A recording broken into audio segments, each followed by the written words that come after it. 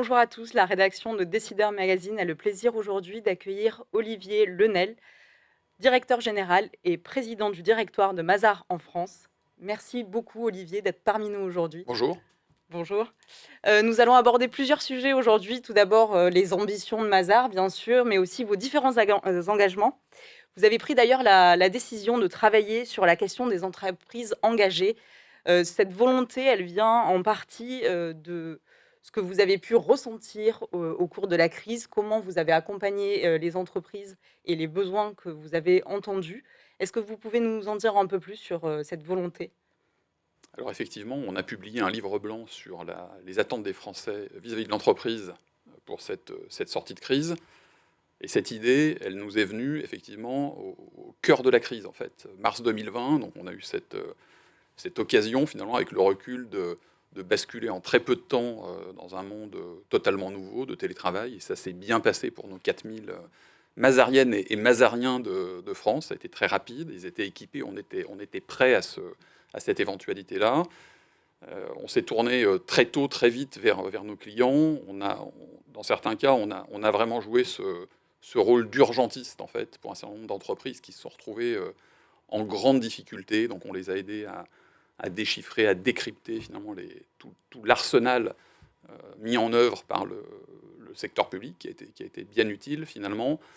On a eu beaucoup de demandes finalement, beaucoup de demandes d'assistance. Et donc on s'est décidé à lancer cette étude, ce livre blanc sur finalement les attentes des Français vis-à-vis de l'entreprise à l'été 2020. On était en 2020 et on l'a publié effectivement cet été, donc en juin 2021. Et donc ce livre blanc, les Français, qu'est-ce qu'ils expriment d'abord parmi leurs attentes? Ils attendent d'abord de l'entreprise un rôle d'acteur citoyen finalement.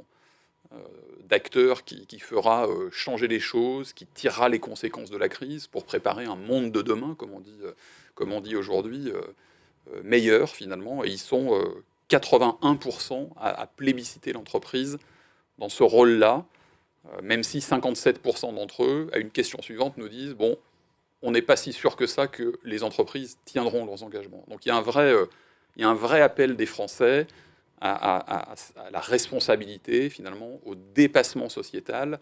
Et ça, ce sont des sujets qui résonnent bien pour nous. Fantastique. Et quels autres enseignements vous avez pu tirer de cette rencontre avec les Français et les conclusions de ce livre blanc?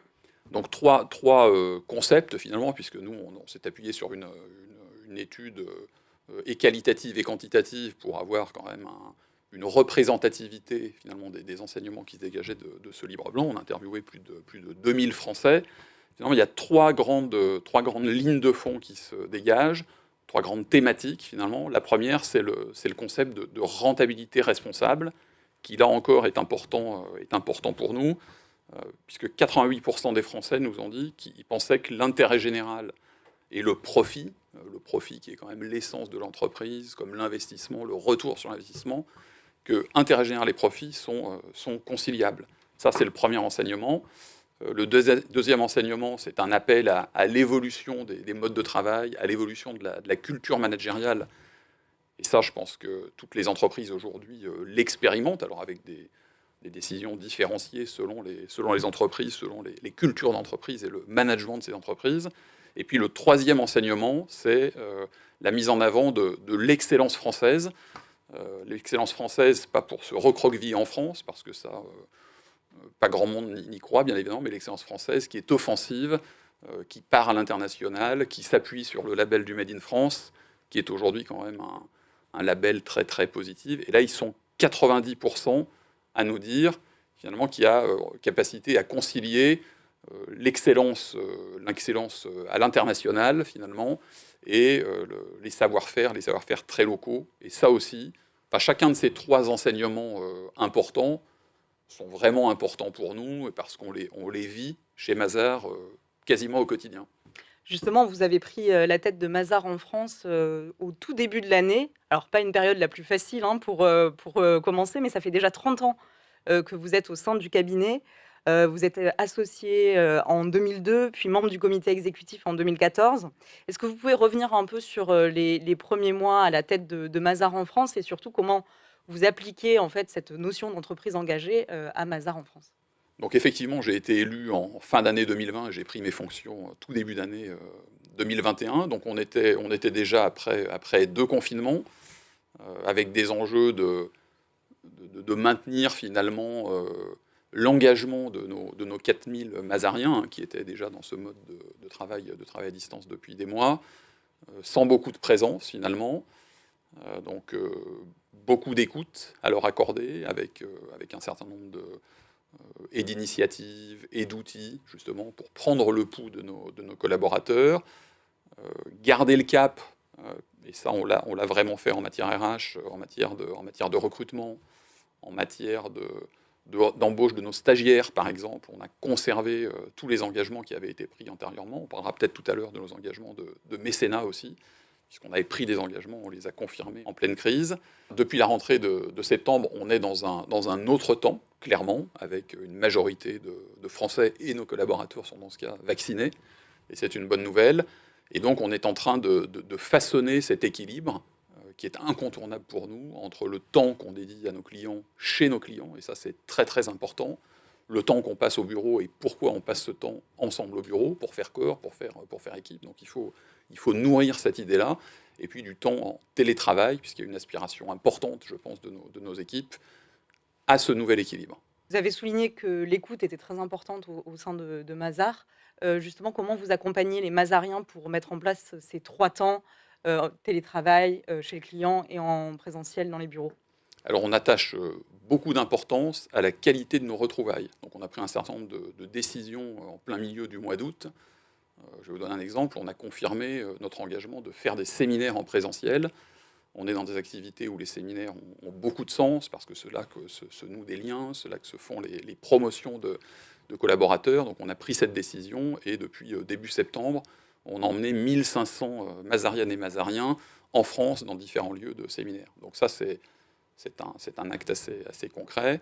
Donc moi, j'insiste très régulièrement sur l'importance de la présence, en fait, sur l'importance de l'intérêt que l'on se porte les uns aux autres, parce que je crois qu'effectivement, on ne va pas passer de la situation d'avant le Covid à ce nouvel équilibre peut-être un petit peu idéal, sans agir, sans faire des efforts. Donc c'est de l'attention, encore une fois, qu'on porte à l'ensemble de nos collaborateurs, et tous nos associés sont extrêmement mobilisés sur cet enjeu qui est vraiment l'enjeu de la rentrée pour nous. Quelles autres actions mettez-vous en place pour, permettre aux talents de se sentir bien au sein de Mazars? Et que faites-vous aussi pour favoriser les recrutements dans ce marché, qui est de l'emploi qui est extrêmement tendu en ce moment? Donc c'est vraiment une priorité, je l'ai dit tout à l'heure, l'humain, c'est notre atout clé dans notre industrie, bien évidemment, et bien évidemment qu'il y a un enjeu très, très spécifique à cette rentrée 2021, mais c'est une priorité de longue date, c'est une priorité de longue date de Mazars. Et je crois que notre engagement, le cap que l'on a réussi à conserver pendant la crise, même si tout le monde a dû faire des efforts, eh bien ce cap maintenu nous aide aujourd'hui dans les échanges avec nos équipes. Un des enjeux actuels, au sein des ressources humaines, c'est quand même, préserver et retenir les talents au sein, des entreprises. Comment faites-vous au sein de Mazars pour, justement conserver ces talents? Alors c'est vraiment notre priorité. Je vous donnais l'exemple des séminaires. Effectivement, les talents, c'est notre actif essentiel. Et on met beaucoup d'engagement là dans cette rentrée sur la qualité de la présence. On est dans un métier de transmission, de formation. Moi, je crois que c'est vraiment essentiel qu'on apporte une qualité de présence renforcée finalement aux jeunes diplômés qui viennent de nous rejoindre. Ils étaient 350 dans le dernier séminaire d'intégration, par exemple. C'est aussi des moments de convivialité qui ont été organisés dans toute la France, dans tous nos bureaux.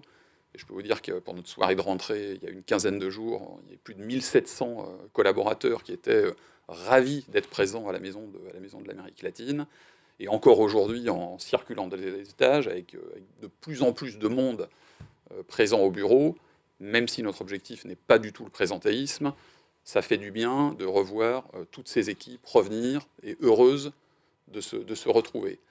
Et c'est vraiment important pour nous, finalement, le bien-être de nos collaborateurs, c'est aussi la qualité de service que l'on apporte à nos clients. Et ce sont nos deux parties prenantes essentielles, incontournables, encore une fois. Donc de façon très concrète, c'est favoriser la parentalité.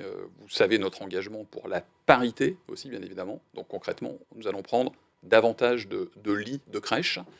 Et puis nous allons favoriser l'équipement en vélo de nos collaborateurs, alors surtout en région parisienne dans un premier temps, mais aussi dans les grandes métropoles. Il y a une véritable aspiration finalement à ce remplacement auquel on n'échappe pas de la voiture par le vélo. On imagine également que c'est des arguments qui sont très importants pour les nouvelles recrues. Justement, quelle est votre stratégie de recrutement actuellement? Est-ce qu'elle a été bouleversée par la crise sanitaire? Alors Mazars, c'est vraiment un projet de long terme. Donc en 2020, malgré les difficultés, on a confirmé nos engagements, on a continué à recruter, je le disais tout à l'heure, y compris tous les stagiaires que l'on avait engagés. Pour 2021, nous démarrons une ambition de croissance extrêmement forte avec un plan de recrutement de plus de 1000 personnes en France. Pour beaucoup, l'entreprise engagée passe par le mécénat et l'action au sein d'associations. Est-ce que vous pratiquez le mécénat et comment vous vous engagez auprès d'associations? Absolument, on est engagé par différents types de mécénat culturel, mécénat de compétences. Je vais vous donner quelques exemples en termes de mécénat de compétences. C'est le soutien à un certain nombre d'associations, je peux en citer une, c'est les Déterminés qui œuvrent pour l'entrepreneuriat dans les quartiers prioritaires de la ville et que l'on soutient depuis son origine. Ça peut être des journées pro bono au bénéfice de beaucoup d'associations en France, sous l'égide de notre Mazardais. C'est aussi des mécénats culturels, et vous savez que la culture a besoin de ces ressources pour continuer à prospérer, et c'est très très important. Et ces mécénats, nous les avons poursuivis malgré la crise. Et nous serons notamment pour la période 2021-2022 mécènes du Muséum d'Histoire Naturelle et mécènes de l'exposition L'Odyssée sensorielle, qui est une exposition en faveur de la protection de la biodiversité. Je crois que c'est aussi ça, être une société engagée, un acteur responsable aujourd'hui. Votre enquête auprès des Français a prouvé une fois encore leur attachement envers l'excellence française. Comment le mettez-vous en œuvre au sein de Mazars? Alors c'est l'excellence française offensive qui est plébiscitée par les Français dans notre livre blanc. Et cette excellence française, elle nous parle bien, à nous Mazars, puisque nous sommes aujourd'hui un groupe international d'audit et conseil, bien évidemment, présent dans plus de 90 pays, mais aux racines françaises. Et avec l'ensemble de nos équipes, l'ensemble de nos associés, on est aujourd'hui très fiers de proposer une qualité de service très originale, notamment dans l'accompagnement des entreprises françaises qui, comme nous, il y a quelques dizaines d'années, prennent cette voie de l'international pour leur développement, un développement très offensif. Alors, dans ce contexte de réouverture, de relance, de reprise, quels souhaits souhaitez-vous formuler? Je pense qu'il faut tout d'abord se souhaiter que la situation sanitaire continue à s'améliorer. On en a bien besoin. Et puis pour finir sur une touche un petit peu plus personnelle, moi mon souhait c'est qu'il y ait de plus en plus d'entreprises qui s'engagent justement pour bâtir ce monde d'après, et un monde d'après qui saura conjuguer la performance bien évidemment, mais aussi l'intérêt général. Merci beaucoup Olivier d'avoir été parmi nous aujourd'hui. Merci beaucoup. À très bientôt sur Décideur Magazine.